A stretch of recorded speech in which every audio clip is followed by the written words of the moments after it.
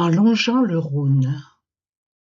Il y a fort longtemps, se dressait un rocher, et ses pentes plongeaient dans les profondes eaux de ce grand fleuve Rhône aux étranges secrets. Là où le roi René bâtira son château. Les gens vivant ici évitaient cet endroit, car, sous la surface, un vaste trou béait, et à l'intérieur, un monstre y habitait, laid et sanguinaire, et n'inspirait qu'effroi. Personne ne pouvait décrire avec précision à quoi il ressemblait. Peu en sont revenus. Il pouvait sillonner toute la région, grimper sur les berges et prendre les intrus, n'écoutant que leur bravoure. Pourtant, il fut un jour, 12 jeunes garçons au cœur téméraire voulurent en finir. C'est munis de frondes et de gros bâtons qu'ils allèrent là-bas sans la peur de mourir. Du matin jusqu'au soir, ils restèrent cachés pour repérer le monstre. En vain, aucune trace de l'horrible bête. Ils durent se résigner à changer de lieu et délaisser la place. La plage de galets sur laquelle ils marchaient avait été foulée car d'immenses empreintes y étaient visibles, et dans un sens allées. Ils suivirent ses pas, en eux aucune crainte. Arrivés à l'entrée d'un étroit défilé, où sombrait le Rhône, ils furent d'accord pour suivre la piste du monstre déchaîné, devenu la terreur du fleuve et ses abords. Les traces bifurquaient vers la proche forêt. Les braves jeunes gens se trouvèrent en son cœur, sous un épais feuillage où tout était feutré. Sauf ce soir-là, l'air avait une odeur. Quand la mort pousse son cri. Alors qu'il s'enfonçait dans le sous-bois, sans bruit, la mort poussa un cri rauque mêlé de sang. Les 12 jeunes gens, d'étonnement pétris, regardaient le dragon, un bœuf ingurgitant. « Ah, mon père est ce bœuf !» s'écrie l'un des garçons. « Mais veux-tu te taire ?» un autre lui réplique. « Il va nous remarquer. » Parole de raison, car soudain, le monstre se retourne et rapplique. La gueule ouverte, les dents ensanglantées, aiguës et acérées comme des fers de lance, ses pattes énormes de griffes d'ours armés écrasent 2 garçons sans aucune chance pour eux d'en réchapper. Avec ses autres pattes, il laboure le sol, montrant ainsi sa rage. 2 autres jeunes gens, à l'imprudence ingrate, ont le crâne broyé, morts à la fleur de l'âge. De sa seule haleine, il asphyxie ses proies. Sortent de sa gueule de fétides relents, de cadavres pourris qui n'ont pas eu le choix, face à cette chose, ce monstre violent. Des pattes énormes, une queue en écaille, des crêtes tranchantes sur son dos imposant, une pestilence quand il grogne ou qu'il bâille, font de ce mastodonte un être repoussant. 2 autres victimes, en morceaux découpés, s'élèvent dans les cieux, 2 corps mis en charpie. Les 6 jeunes restants fuient sans se retourner, tandis que le dragon dévorait leurs amis. Essoufflés, apeurés, ils arrivent en ville et racontent l'horreur dont ils furent témoins. La tarasque serait, désormais tranquille, personne n'oserait s'aventurer si loin. Sainte-Marthe.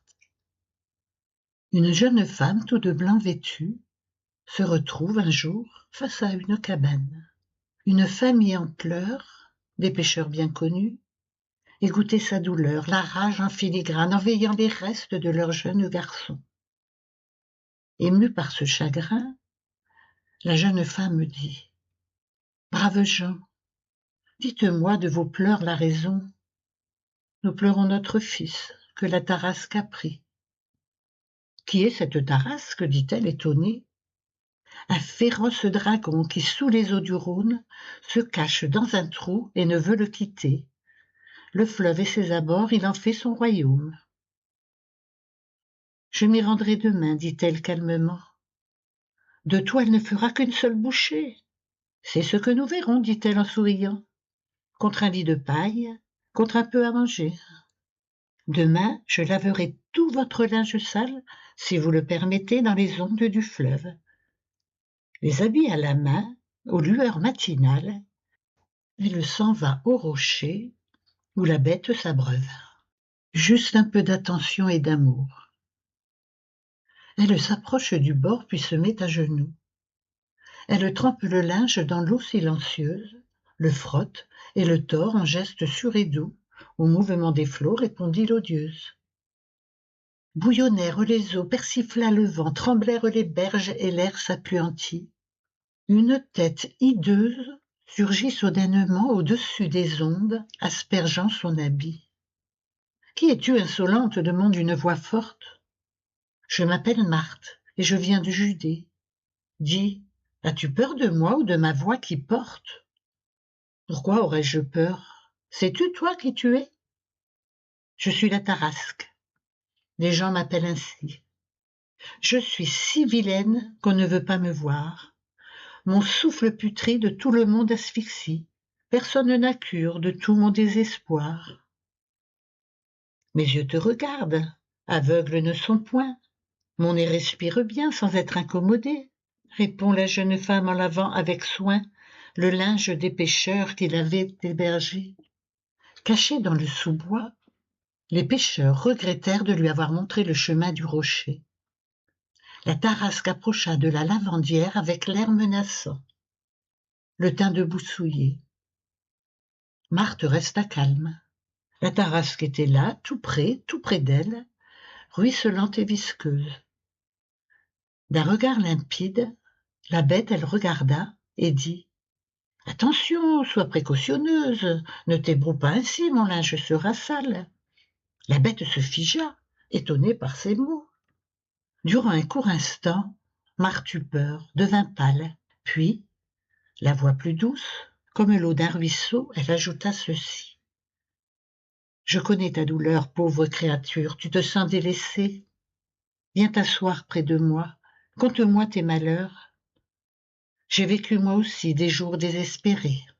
Tu sais, dans mon pays, tout comme sur la mer, quand je me suis sauvée avec bien d'autres gens, » en l'écoutant parler, le monstre moins amer versa quelques larmes à en être émouvant. Il approcha plus près encore, toujours plus près, puis, sur les graviers, s'assit et demanda « Dis, au-delà des mers, que t'est-il arrivé ?» De son pays natal, longtemps elle lui parla, de son voyage en mer, de la gitane noire qui l'avait accueillie quand elle a débarqué et foulé la plage au sable fin d'espoir. Elle lui parla d'amour, de bonheur et de paix. Elle racontait si bien que la bête, adoucie, se laissa bercer et s'endormit près d'elle. Les pêcheurs, ébahis par l'exploit accompli, retournèrent en ville annoncer la nouvelle. Mais la nouvelle connue, ce fut jour d'affluence sur les bords du Rhône. Tous voulaient constater l'étonnante prouesse. Bouche bée, en silence, ils fixaient la scène, le regard étonné. Marthe enlevait la boue avec délicatesse du corps en écaille de la bête endormie. Le travail terminé de ses doigts de tendresse, elle ôta sa ceinture et sans crainte, sans souci, la mit autour du cou de la bête engourdie. Elle avait dans l'idée de l'emmener plus bas, mais c'était sans compter sur la haine d'ici, l'envie de vengeance de ceux qui vivaient là. La nature humaine reprenait ses défauts. Les gens se ruèrent et, tels des enragés, levèrent leurs armes, bras tendus bien haut. La loi du talion voulurent appliquer. « Non, non, je vous en prie, ne prenez pas sa vie. Elle n'est plus odieuse, seul l'amour lui manquait. » Marthe eut beau protester, les gens pris de folie tombèrent sur la bête, la tuaient, leur souhait. Le sang coulait, giclait. La Tarasque mourait, baignant dans tout son sang. Vengés, les habitants savouraient leur victoire. Marthe sanglotait, ses larmes gouttaient sur son bel habit blanc. Ses râles gutturaux, plus faibles devenus, ne laissait aucun doute sur sa fin imminente. Un seul regard du monstre et Sainte Marthe sut qu'il voulait lui dire qu'elle était importante. Ensuite, la Tarasque canonna quelques mots. « Avec toi, chère Marthe, je sais ce qu'est l'amour. J'ai oublié la haine et mon cœur est plus beau. Mon haleine pure, mes yeux doux pour toujours. » Un tout petit instant, je crus même être belle. C'est sur ces paroles qu'elle referma les yeux. Elle était hideuse, mais n'était plus cruelle, dit Marthe tristement. Ah, pauvre malheureux! Alors, on emmena son corps sur une place en ville pour sécher au soleil. En triomphe porté, Marthe fut couronnée patronne de la ville. Bientôt, la carcasse, sous les flammes dorées, ne fut que poussière, et, à l'intérieur, des hommes entrèrent, lui redonnèrent vie en bougeant sa tête pour simuler la peur, de sa queue brassant l'air, attisant l'incendie. Provoquée par le feu craché par ses naseaux, tandis que tout autour une foule en délire chantait dans un refrain sous les cieux provinciaux des mots qui, dans la rue serpentée, faisaient rire. La gadéou, la gadi, gadéou, la trascou, la gadéou, la gadi, gadéou, loukastéou. L'animal fut conduit, pour être emprisonné, vers un repère obscur dans la rue ondulant. En tête du cortège, les chevaliers suivirent les pêcheurs et les paysans. Vignerons et bergers faisaient des facéties, jouaient à s'asperger, à sourire et danser. Et d'année en année, la Tarasque revit, si bien qu'un règlement à ces réjouissances a dû être appliqué par le bon roi René.